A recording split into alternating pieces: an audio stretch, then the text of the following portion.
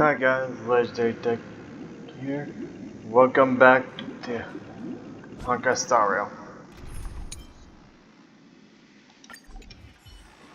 Okay. Hmm.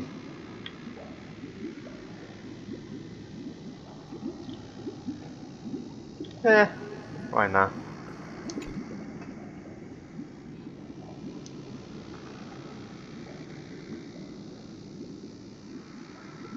I'm happy to see that you made a choice similar to ours. If your mind is made up, let me reveal the outcome of this choice. We passionately nursed it back to health, preparing only the best food for it every day. We even preened its feathers. Later, on the day that Robin left Penacony, we opened the cage door and let it fly back into the sky. I watched it for a long while by the window, probably about 3 or so days. In those 3 long days, the little Charmony dove tried again and again to spread its wings to fly into the sky, but fell to the ground, only to keep trying. Finally, on the 137th attempt, it succeeded. But its attempt did not go perfectly. After flying unsteadily for a while, it fell to the ground, unable to grasp the direction of the air currents. The fall shattered its wings. It writhed helplessly in my embrace. But it was all for naught, finally succumbing to a painful demise.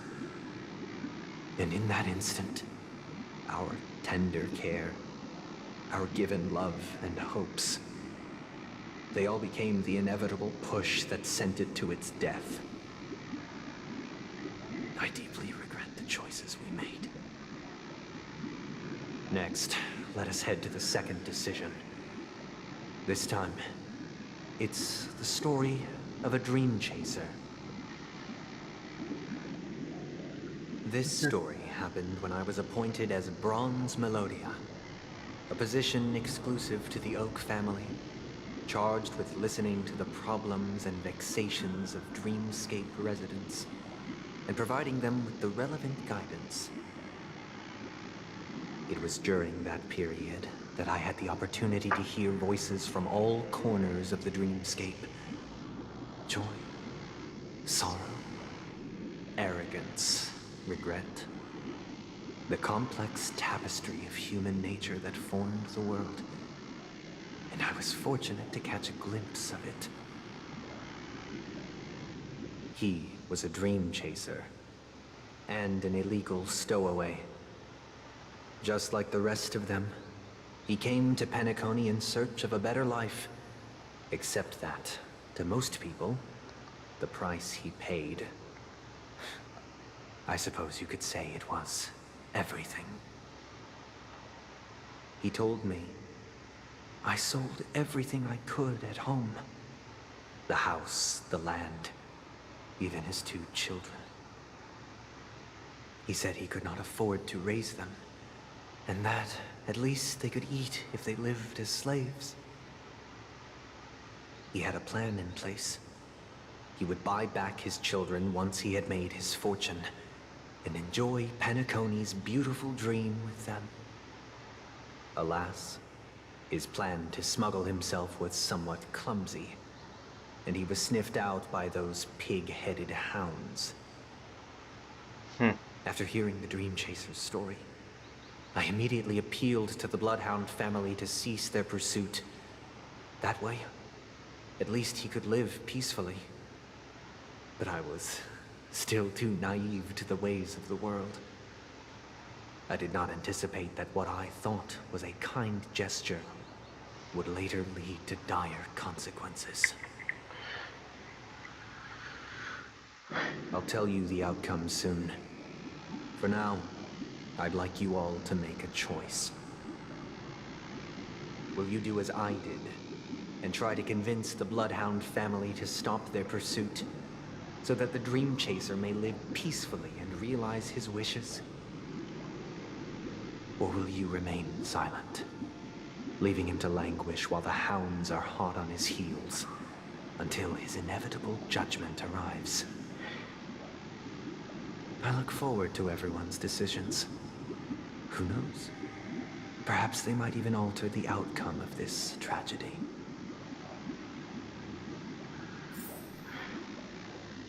A tough decision to say so myself. Not only when it comes to justice, or try to be merciful to your enemies. Be that though, much when try to be merciful to it, end up stabbing you back because of it.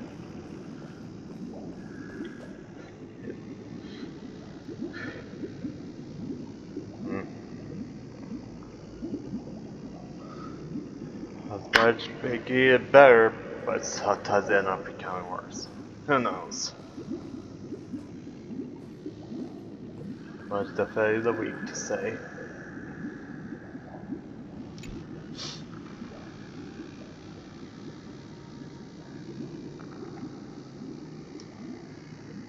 I'm honored to witness you arriving at the same decision. Out of respect, I'll share with you the dire consequences that my choice back then brought about. First, the outcome. He attained major success. After avoiding capture, he ran a business for a few years, very quickly making a name for himself, elevating his status.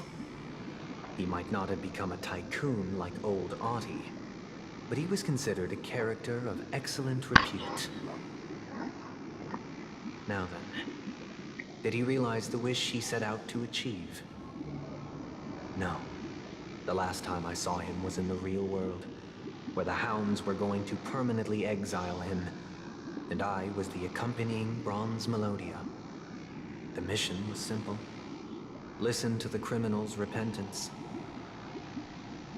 He told me the reason he was in this predicament was because he conspired to usurp the head of the Alfalfa family. When I asked him about his 2 children, he instead responded with a question. What children?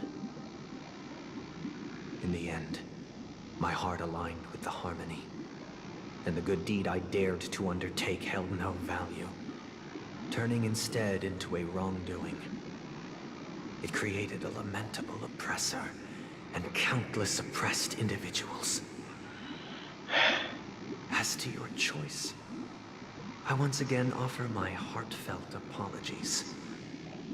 Next comes the third and final decision. And the story this time is my own.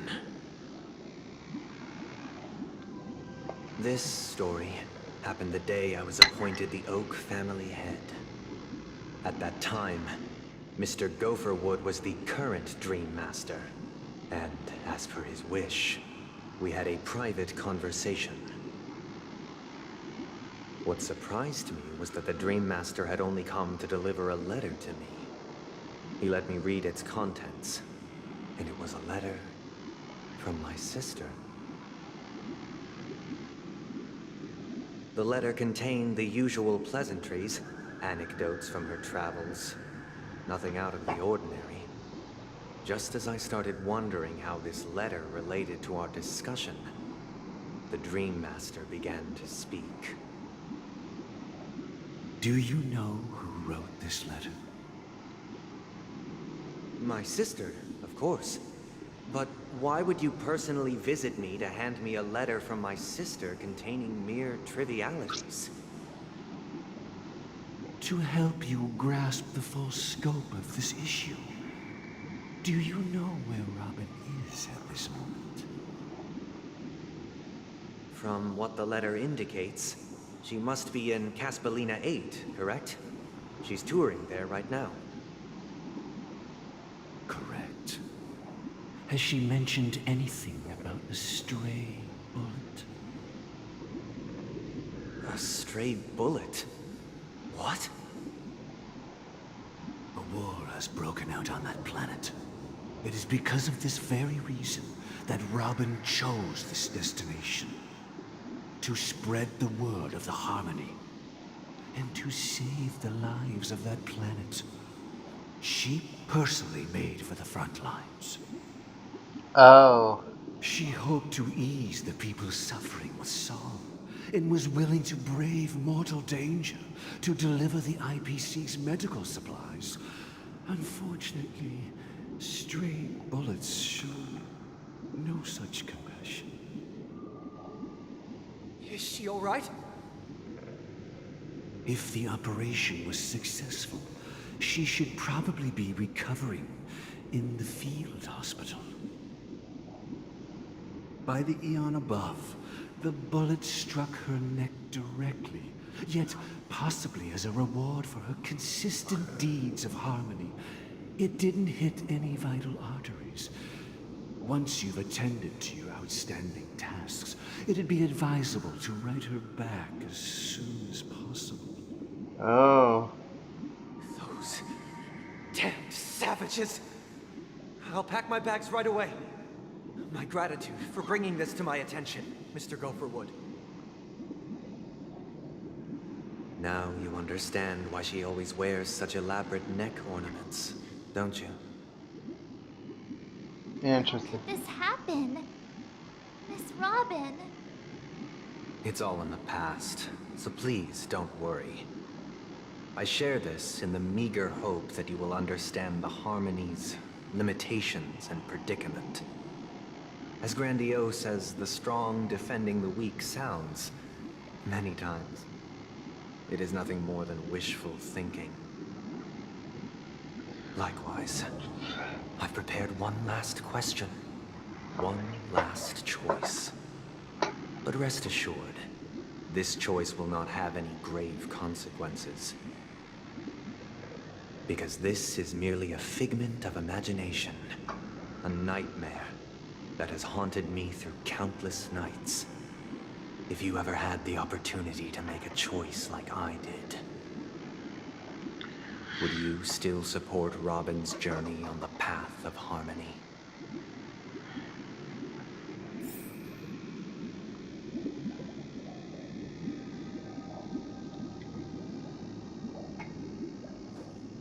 I wouldn't mind.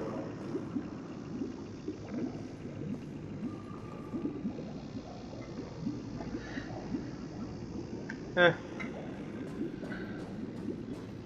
Since everybody has their own decision to make, and the outcome that would be. It sucks if she actually died, though.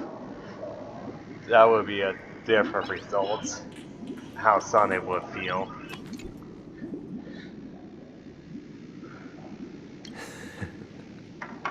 I see. I am now aware of everyone's stances. Raising these questions merely serves to illustrate one point. The plight of Penacony cannot be salvaged by the harmony. The true foundation for a sweet dream paradise can only be established through the order where the strong govern the weak. I know the suffering of being tormented, the turmoil of losing your way, how sorrow and even despair set in when matters don't work out. All of this causes me unending pain, because this is not what happiness is at all. We must teach the weak how to live a happy life. And this life isn't some noble propriety that the upper crust preaches, but in definitive terms, a way of survival that belongs to everyone. As we So all what have is to your learn. definition of living a happy life? Good question. Human consciousness is fundamentally an illusion, a cage known as self-worth. People lured in by this illusion make mistakes, yet still ask that external influences bear the burden. When one mistake after the next permeates the masses, they become impossible to trace. Thus, the amassing of these individual cages culminate to form a prison. A place dictated only by the rule of survival of the fittest. Nature is always accompanied by predation and sacrifice. Its antithesis is known as order. That is what I want to do. Unite people's happiness under the banner of order. They won't need to make bitter choices any longer, nor face the weaknesses of humanity. They can cast aside their primal instincts to build a haven for mankind. Simply describing thoughts is far too abstract, so allow me to provide a simple example. As you all may know, there are societal norms like weekends and long weekends that exist on some worlds. During these hard-earned rest days, people are given the chance to extricate themselves from the stresses of everyday life, allowing a certain tranquility to return to their souls. And it is only on these days that people do not have to adhere to the law where the strong prey on the weak. They can live out their lives happily during these brief intermissions. It's just a pity that 2 or 3 days are still too fleeting compared to the span of a lifetime. From where I stand, society's ideal system should be 7 rest days. Following Sunday, there should ensue a second, a third, and indeed an infinite procession of Sundays. This should be the face of the new world. Idyllic, eternal, peaceful days. And thus, every person can return to their base selves in this utopia. Some gaze in reverence at the stars, pouring their whole beings into calculating the distance between us and the isolated world of Pagana. Meanwhile, some seek refuge in quiet corners, holding one another, unencumbered by the chains of unwelcome obligations. There would be no need to bear the hardships of reality. Only in this way can humanity face the inevitable end with the purest of spirit, living a life of dignity. This is what it is to live in bliss. Miss Firefly, you who are stricken with entropy loss syndrome, you of all would surely understand this.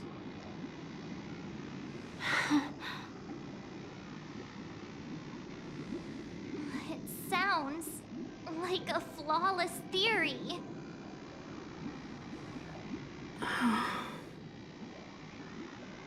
But what is the price to attain all this? The cost is minute, merely a personal and eternal sacrifice. If this paradise is to be maintained for everyone, someone must remain trapped in solitary awakening until the end of the cosmos. Awakening. Which means that this so-called paradise is still a dream. Stepping into this paradise means forsaking reality, correct? It is not forsaking, but transcending. Flesh, blood, sorrow, weakness. If the physical is the root of spiritual suffering, it is only logical that we defeat it. But in this supposed bliss, people won't have defeated their demons. The chance to overcome their tribulations would be forever lost to them. In other words, it is an escape. That's another way of understanding it. But there is no shame in escape. On the contrary, the seeds of escape exist in everyone's hearts. Don't you agree, Miss Firefly? And as for why life slumbers, it is because we are afraid to awaken from our dreams. But this is not in conflict with the grand plan. Only in acknowledging this can we truly understand the frailty of human nature, and from there, show compassion and protection.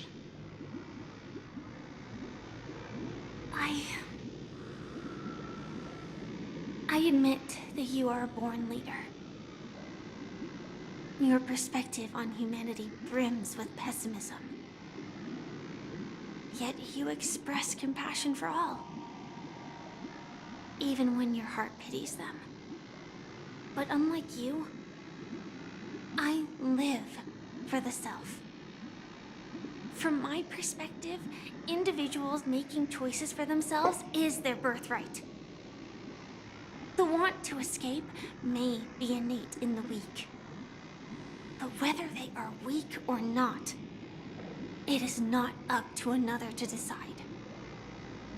Perhaps in your mind, you also view me as weak?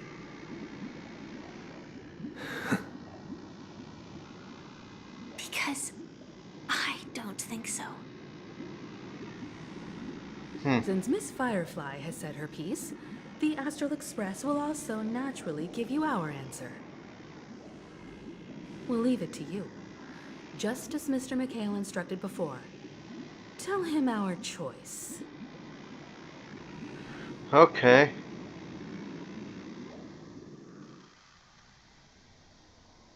What is this place? Does this place ring any bells, Misha? I don't know, but I feel a sense of deja vu. What is this place? It's the realm within a dream bubble. This was left to the Astral Express by a nameless, but weirdly, when we entered it, it was completely empty. Dr. Edward from the Dreamscape sales store told me that dreams are formed from memories, and a dream bubble can't take shape if its core is empty. So I thought you might be able to help us in unraveling this mystery, Misha. As a hotel doorman, you know Penacony best among us. I don't know much about dream bubbles, but if you want to figure out what this mansion is, I'll do my best. I'm counting on you then. Himeko, I still don't get it. Why were you so sure that Misha had a connection with this dream bubble? I wasn't sure. It was just a hunch.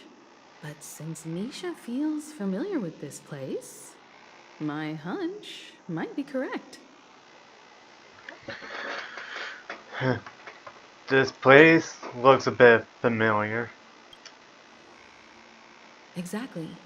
This is where you and Firefly encountered death, which we now know as dormancy. Considering its connection to Dreamflux Reef, it's not surprising it appeared here. The question now is, who brought you here?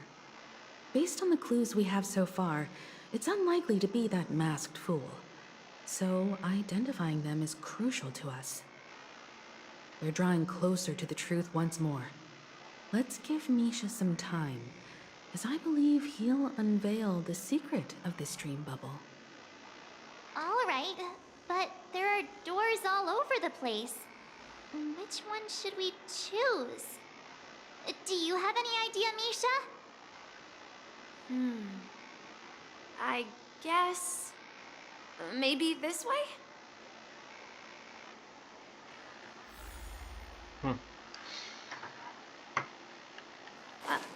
I'm not entirely sure, but let's give it a try.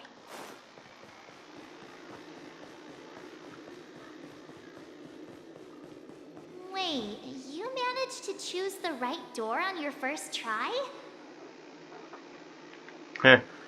Luckily that, huh? Weird. This place is quite different from the hotel. But I feel like I've been here before, and even lived here for a while. If I remember correctly, there should be a fireplace down that hallway. Clocky and I used to sit by the fire, listening to the crackling of firewood. And the room on the other side was the toy room. I loved spreading out all the toys from the box on the floor and making up stories for each of them. Hold on. This doesn't make sense. Didn't I grow up in Dreamflux Reef? So, what is this place? This could be a case of amnesia. Don't worry, Misha. It's common for everyone to forget certain aspects of the past. Those memories haven't vanished. They're just lying in the depths of your mind. We can surely get them back. Since this place seems familiar to you, why don't we explore a few more rooms and see if you can recall anything more? Yeah, then let's check out the rooms I just mentioned. Guy. Tick-tock. Tick-tock.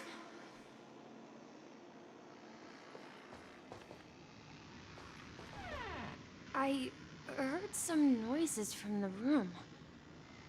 Origami Bird? That's a friend of mine. You and Origami Bird are friends? Yeah.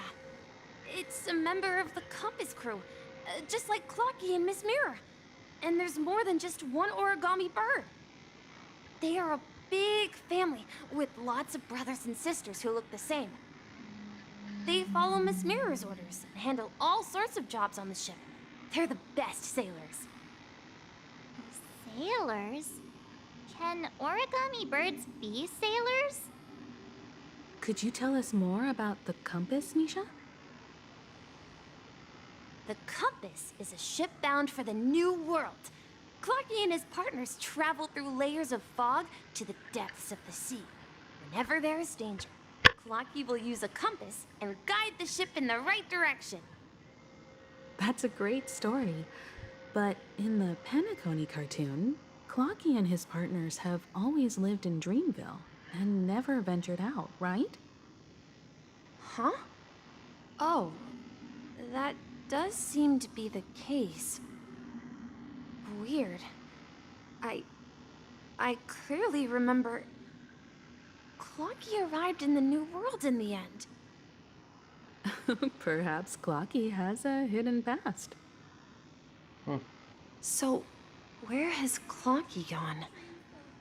Did he leave to protect Dreamville? Maybe.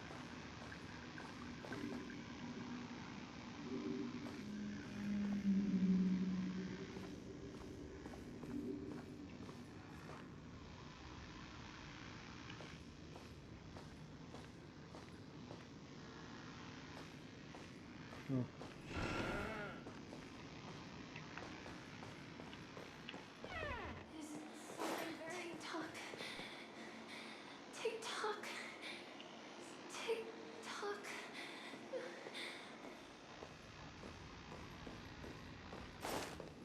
There it is. Mikhail, that's the name. Now we all know him as the Watchmaker. So, who is he talking to? Do you know anything about it, Misha? I'm sorry. I don't know much about the Watchmaker. But, Mikhail... Anything special about that name? Mikhail is Grandpa's name. Grandpa? Do you mean you're the Watchmaker's grandson? But we haven't heard anything about the Watchmaker having descendants. And the name Mikhail is not rare. Perhaps it's merely a coincidence. Could you tell us more about your grandpa, Mikhail? Yeah, sure. He was a seafarer who fearlessly ventured into mysterious seas and storms. He was always on the sea and had lots of friends who accompanied him on his travels. He didn't want me to call him Grandpa because that would make him sound old. He believed he was still young. The name Mikhail was given to him by his parents, Mihaly and Elise, both renowned seafarers. Every time he came back, he'd share his logbook with me and tell me about his adventures at sea. I want to become a great adventurer, just like him. It appears that the seafarer has nothing to do with the watchmaker. So, perhaps it's just a coincidence? So, where is your grandpa now? He went off on a new journey, and it's been quite a while since I last saw him. I think I hear the sound of water. You once mentioned there's a magnificent fountain up ahead.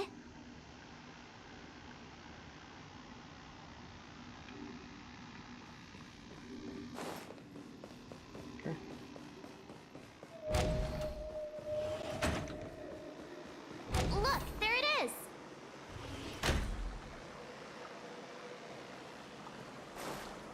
The water resembles a precious jewel, embedded in the dreams of all seafarers.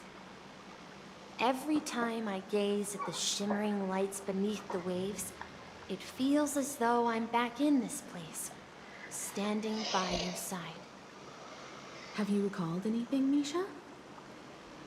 Yeah, I saw these sentences in Grandpa's logbook. He used to say that despite the perils of the sea, whenever he stood on the deck in the afternoon, overlooking the sparkling waves, he would think of this fountain in front of his house. He often said that those moments felt like returning to his family's side, and the difficulties at sea didn't seem quite as challenging. You know, I quite understand such sentiments.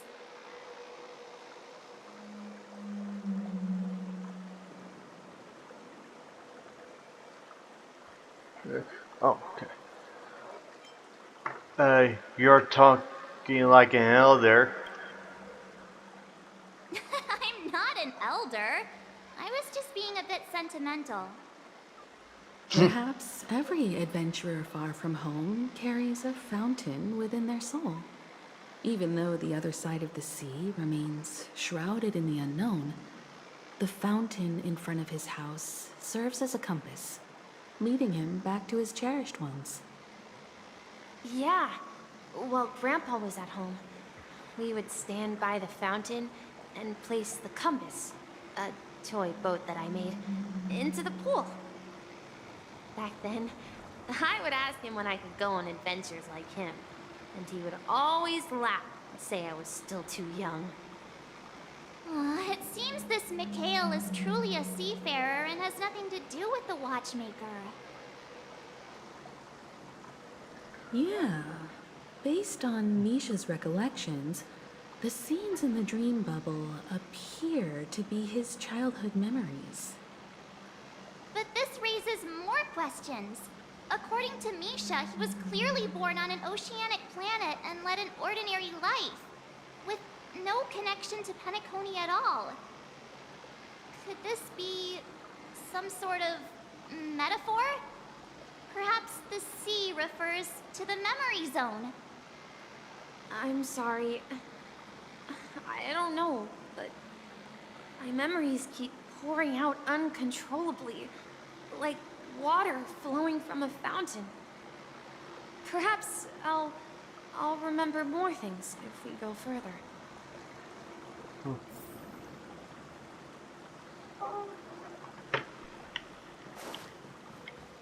I wish to share your burden.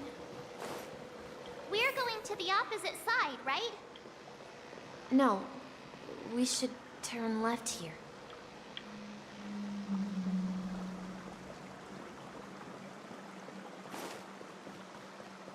Huh? Something feels different about this place. This is it. I remember this corridor. I want to go too. Up ahead is Grandpa's study.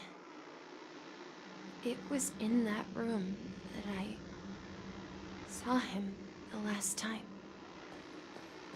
But I have come out of the bubble drive that the news the ocean is our destination.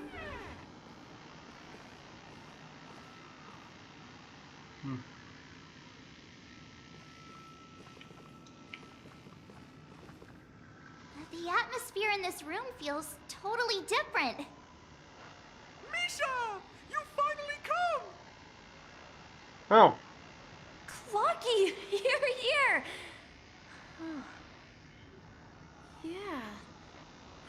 This is the room where we first met each other. Are those books on the bookshelf logbooks left behind by that seafarer?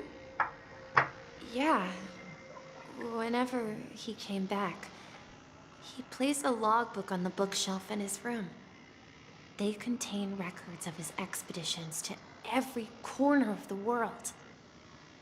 He described our world as a fountain. At some point, the sea started to gradually swallow up the land where people lived. To ensure that everyone had land to settle on, he had to continue exploring the sea in search for the source of the rising seawater. On that day, he called me to his study, telling me that he was embarking on another journey. However, I could sense the gravity in his expression. It was the same look I had seen on my father's face before his final voyage. I asked him if I could go with him, but he said that my adventure lay elsewhere and told me to stay home and patiently await a certain sound at the door. What sound? He told me about a vast ocean in the sky. An ocean of stars.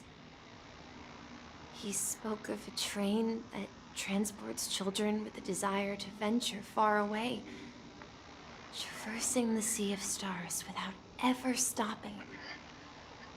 He said that he knew the crew on the train, and that he had asked them to take me along.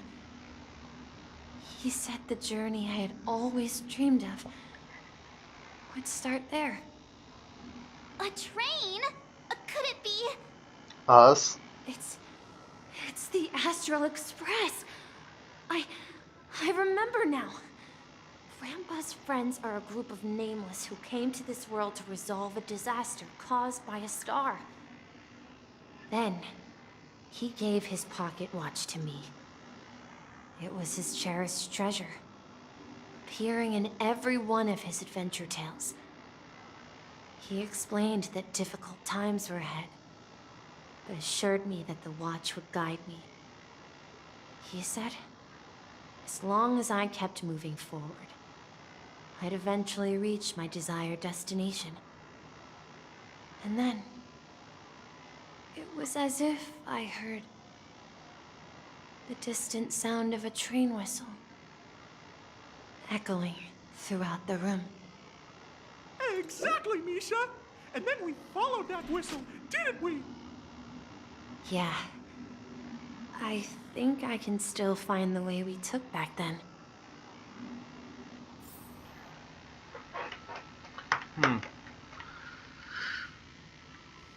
This is the dream jigsaw, right? So we're supposed to find the exit. But where can we find the last piece? Do you remember? You said you obtained a mysterious shard when you stumbled into this place. Hey, the shape seems to match. So this shard is also connected to Misha? Looks like we're just one step from revealing the truth. Let's get to the other side and investigate.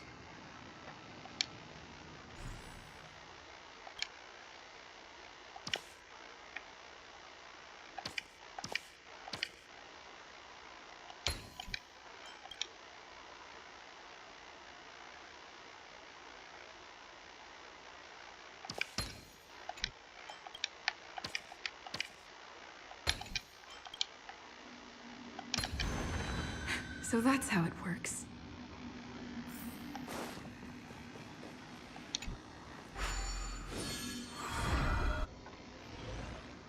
This is it. This is my room of clocks. While I spent my time waiting for Grandpa to return from his voyage, Walter gave me this workshop. and it became my secret base. Here, I learned how to repair clockwork and gears out of my fondness of precision mechanics. In my dreams, I was the captain of the compass, embarking on adventures with my companions, Clocky and Miss Mirror, in search of the new world. I was born and raised here. So, this building in the dream bubble is your childhood home? Yes, but not exactly. To be more precise, this dream bubble itself is my home. Looks like you've remembered everything now. Wait. Why does it feel like everyone else knows something I don't? Too bad I didn't know either.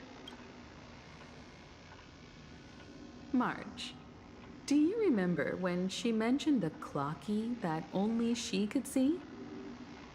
Yeah, the little guy here, right? But we all saw him in Dreamflux Reef, right? And Mr. Yang even greeted him. Looks like everyone on the Astral Express has a childlike spirit. The answer lies in the Astral Express. Her experience shows that neither Firefly nor Acheron can see this clocky. And when we were in Dreamflux Reef, you may have noticed that for some reason, nobody outside of the crew had ever talked with Clocky.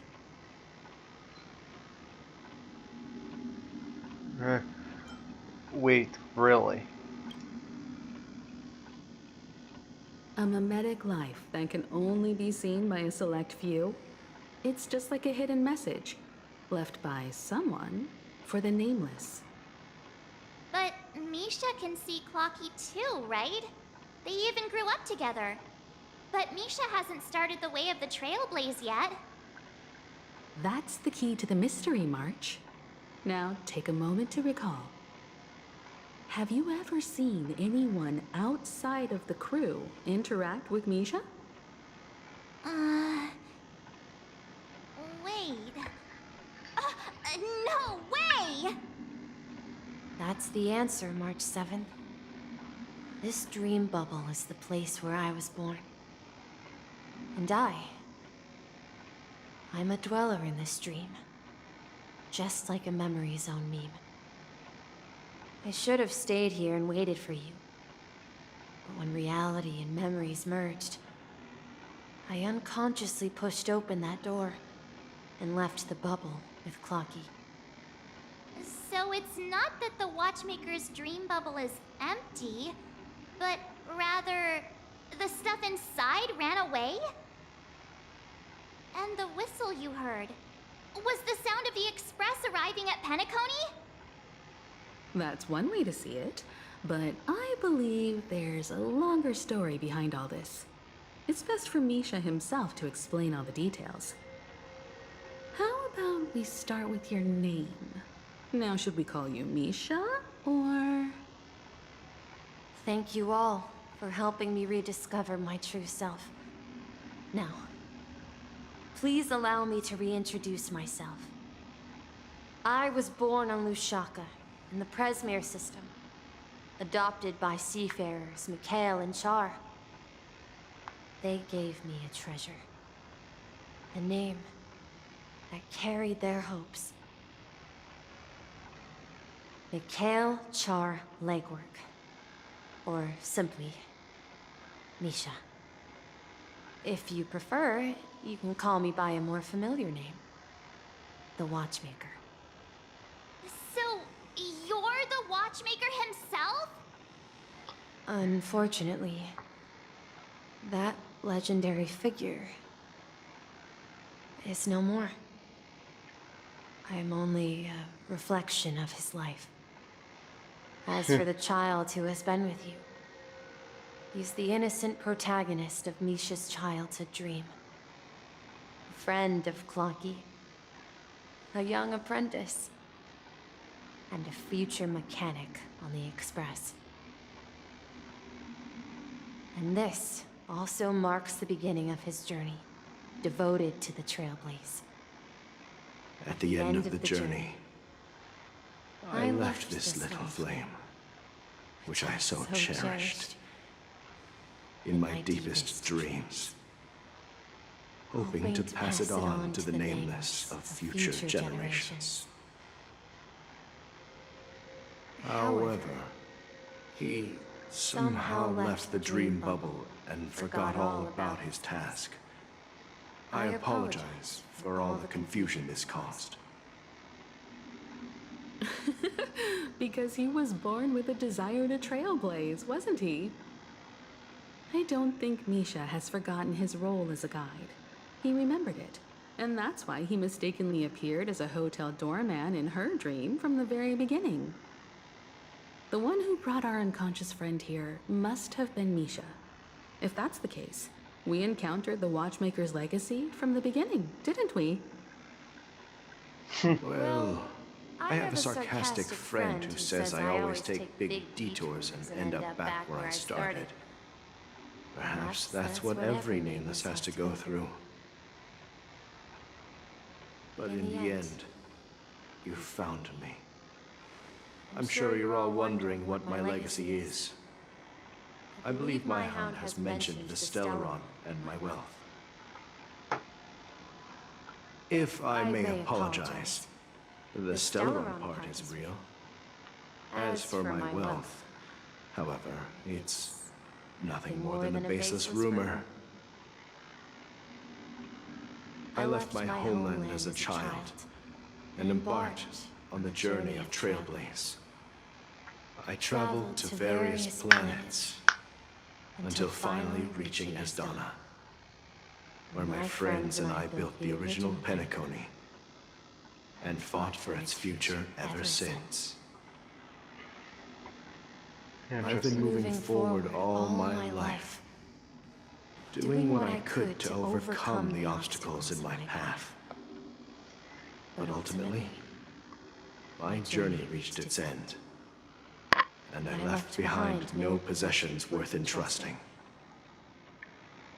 So, if you ask what's left within this worn-out train engine that can be called a legacy, I suppose it's the things that are still burning in the engine's furnace. Now that you're well aware of the current situation of Penacony, I certainly hope that you'll help me get this world back on track.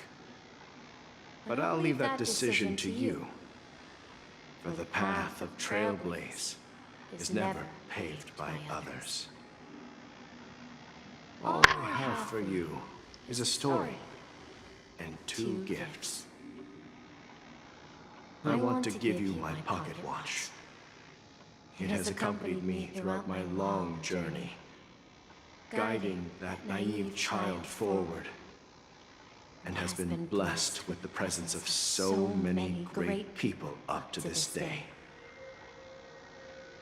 And my hat, too. The one who navigated for me placed it on my head and planted a fanciful thought in my mind. The trailblazing expedition will never end. Now, it's time for you to make your choice.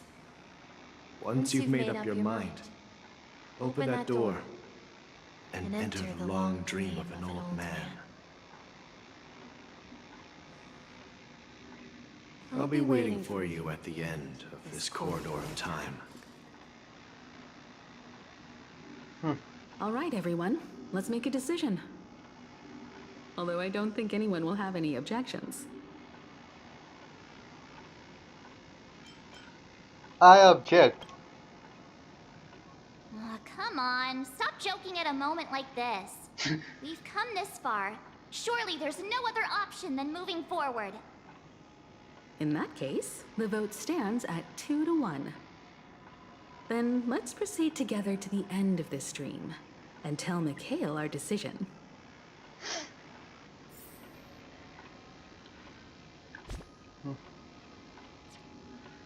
Okay.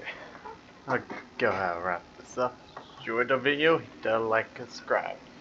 See you guys in the next video. Bye.